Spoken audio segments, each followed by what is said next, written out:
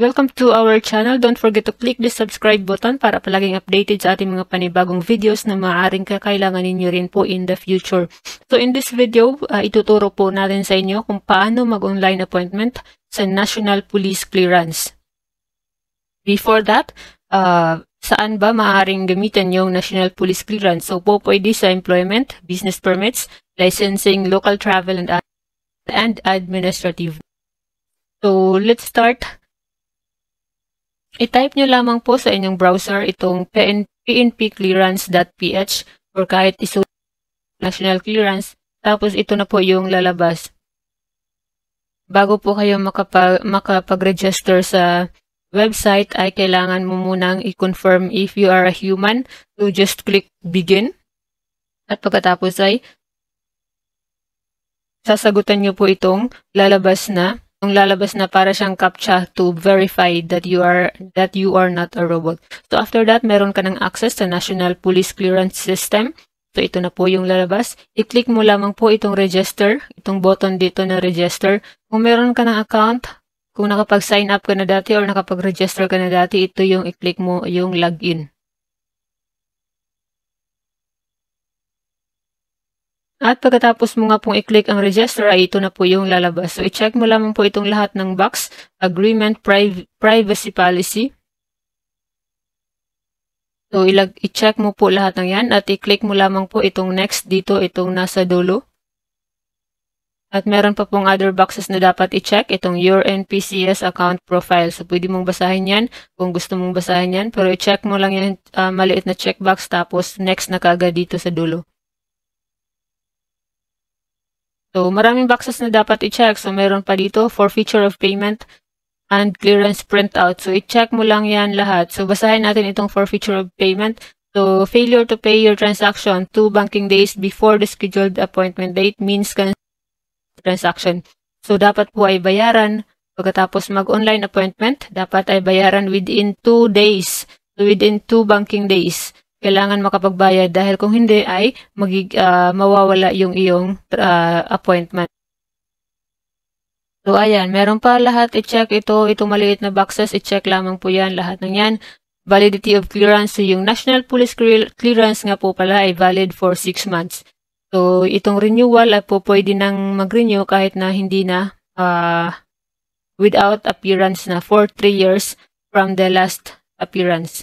So, nandito din yung mga complete list of valid IDs na maaaring dalhin sa National Police Clearance.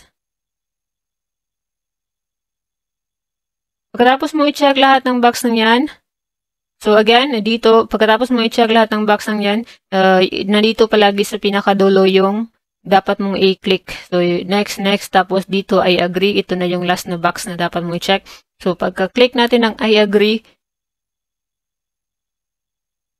so, after natin i-click yung I agree, ay ito na po yung bubungad sa atin. So, meron na dito, new applicant registration. So, kailangan na po nating i-fill up lahat ng nandito. Ayan. So, email address, dito email address, tapos password. So, dapat yung email address mo po ay valid and active. Ibig sabihin, dapat ay makakapag-login ka dahil magsisend po sila doon ng verification. Tapos, so, yung password, tandaan, dapat mayroong lowercase. Anong ibig sabihin ng lowercase?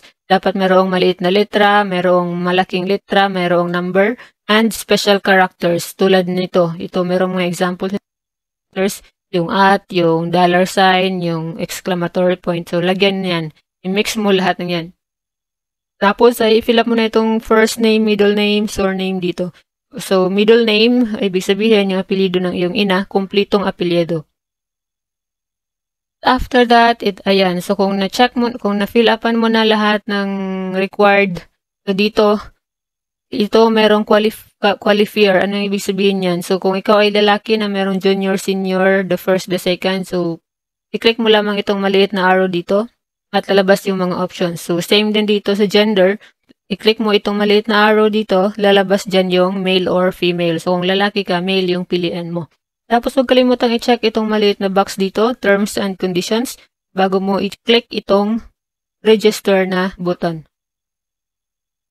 Pagkatapos niyan ay ito po yung lalabas. So, do you want to save it? So, bago mo i-save ang iyong registration form, dapat ay i-check mo muna, i-review mo muna kung tama lahat. Editing is not allowed after saving. So, hindi na po maaaring i-edit pagkatapos i-save. So, kung sure ka na sa iyong mga information na tinype mo doon, so, click mo na itong blue na save. Kung hindi ka pa sure, i-click mo itong cancel at balikan mo, i-review mo ang iyong mga information. So, ayan. So, after clicking save, ito na po yung lalabas. Magsa-sign in po ulit tayo. Ayan. So, sign in. Dahil nakapag-sign up ka na, so pwede na mag-sign in. Ito. Isulat mo lamang yung email address na ginamit mo kanina at yung password mo. Huwag kalimutan. Dapat isulat mo yan sa papel para hindi mo makalimutan.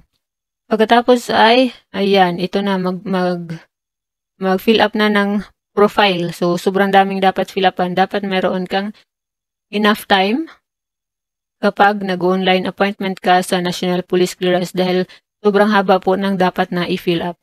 So, itong given name, automatic na yan naka-fill up dahil kanina nag-fill up ka na. Meron ka nang sinulat doon sa registration.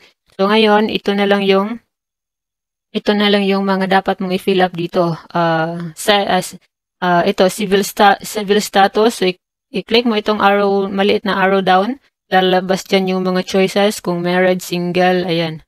So, yung married, dapat yun lamang pong kasal sa huwes, sa pare at sa pastor. So, kung live-in partner lamang, single yung pipiliin. Tapos, birth date. So, birth certificate registration number po, pwede nang huwag lagyan yan. So, itong merong mga asterisk na pula, katulad nitong nationality, so, yan ang pinaka po, dapat merong fill up. The rest, yung iba na walang red na asterisk po, pwede nang huwag fill upan yan. So, nationality, ayan, click mo lamang itong maliit na arrow down, lalabas dyan, Filipino. Piliin mo yung Filipino, kung ikaw ay Pinoy. So, dito, choose a birthplace. So, birthplace, kung saan ka ipinanganak. Tapos, dito na sa, itong house number or building or street, meron siyang asterisk. So, dapat talagang sulatan yan. Pero kung wala kang house building sa inyong address, lagyan mo ng none. Sulatan mo ng none. Dahil hindi yan pwedeng i-leave blank. Dito sa province address, i-click mo itong arrow down, tapos hanapin mo yung probinsya mo. Halimbawa, Bohol, i-type mo Bohol, lalabas dyan Bohol, tapos i-click mo na. Ayan, city municipality, ganun din. Basta merong ganito na arrow down, yan po yung i-click mo yan at makikita mo na lahat ng pagpipilian. Tapos, so, email, isulat mo ulit dito yung email address mo kanina na ginamit mo. Tapos, yung mobile number mo dito. Tapos niyan ay, nandito na tayo sa height, weight. So, dapat alam mo kung ano yung height mo, kung ano yung weight mo. So, complexion, so fair, kadalasan yung, ibig sabihin yan yung complexion ng iyong skin. Tapos yung blood type, so kailangan alam mo yung blood type mo dahil meron dito. O pwede mo siguro, nakalimutan ko kung merong option na unknown kung hindi mo pa alam yun. So, check mo lang itong arrow down dito. So, religion, tapos educational attainment, so, again, basta merong arrow down, click mo yan at makikita mo yung pagpipilian. So, college graduate, high school graduate, kung ano ka. Tapos yung occupation din, that is required na dapat fill upan. So, ito din, family background. So, father's given name, pangalan ng iyong ama, middle name ng iyong ama, pangalan, apelido ng iyong ama. Tapos, itong qualifier, junior, senior, ganun. So, birthplace. So, dito, father, birthplace. So, kung saan ipinanganak ang iyong papa. Tapos, dito, given mother's maiden name. So, ayan, mother's maiden name, yung given name ng pangalan ng iyong ina, tapos middle name niya, tapos yung kanyang apelyido. Take note, mother's maiden name, ibig sabihin, dapat yung pangalan ng iyong ina pagkadalaga. So, maiden name, ibig sabihin, yung kanyang middle name dito, yung apelyido ng lola mo. Tapos yung surname niya dito, yung apelyido ng lolo mo. Hindi apelyido ng iyong papa. Okay? Tapos dito na tayo, mother birthplace, kung saan ipinanganak ang iyong ina. I-click lang itong arrow down, makikita na yung choices ng mga lugar. Tapos dito kung meron kang asawa, kung nag-click ka, kung married yung status mo, sulat mo dito yung pangalan ng iyong mister or yung misis mo. Tapos dito yung middle name and spouse surname. At i-click na itong save profile dito pag natapos mo na lahat pag fill up niyan. So after mo i-save yung profile mo, ito na po yung lalabas. Finally, malapit na tayo sa katotohanan. So ayan, National Police Clearance System. So lalabas dito yung tinakpan lang natin dahil for personal privacy. So lalabas dito yung email address mo. I mean yung complete name mo. Tapos yung email mo dito, birthday, sex, address. Ayan. So after that, piliin mo yung, kung magbubook na tayo ng appointment para sa National Police Clearance, piliin mo itong, i-click mo itong clearance application. Ayan. Tapos, ito na yung lalabas. Dito na tayo sa application of clearance. So, mayroong 3 steps dito. Yung first ay select appointment. Pipili tayo ng appointment. Pagkatapos ay pipili tayo ng payment option at save na natin yung appointment for the last step. So, select appointment, select purpose. So, i-click mo itong maliit na arrow down dito. At ito na yung lalabas. So, piliin mo lamang itong general na purpose for general purpose. Tapos, select police station. So, lalabas lahat ng dyan. Lahat ng yan. So, pwede mong i-type dito, halimbawa, Bohol or Cebu. I-type mo Cebu. Lalabas lahat sa choices yung mga options ng mga police station kung saan ka maaaring mag-file. So, ito dito, i-drag mo lang ito pababa. So, nag-screenshot na lang po kasi tayo kaya hindi ko na ma-move yung sa monitor natin. So, i-drag mo to pababa or pataas para makapili ka ng police station kung saan ka magki-claim ng iyong clearance. So, select appointment, ayun. Tapos na tayo purpose, police station, so piliin mo. So, ayan, tinype ko dito Bohol. Ayan, nakikita ko lahat ng police station sa Bohol. Kung saan maaaring mag-online appointment ng National Police Clearance. So, after that, piliin mo lang kung saang station ka magkukuha. Pagkatapos ay dapat select na tayo ng date of appointment. So, itong mga walang sulat dito sa June, ibig sabihin wala ng slots dyan. Or tapos na yan. So, i-click mo lang pababa ito. At makikita mo na itong mga available slots. So, makikita mo dito, so piliin mo dapat kung AM or PM. So kung gusto mo sa umaga, yung AM, ibig sabihin yan, 8 o'clock in the morning hanggang 12 noon.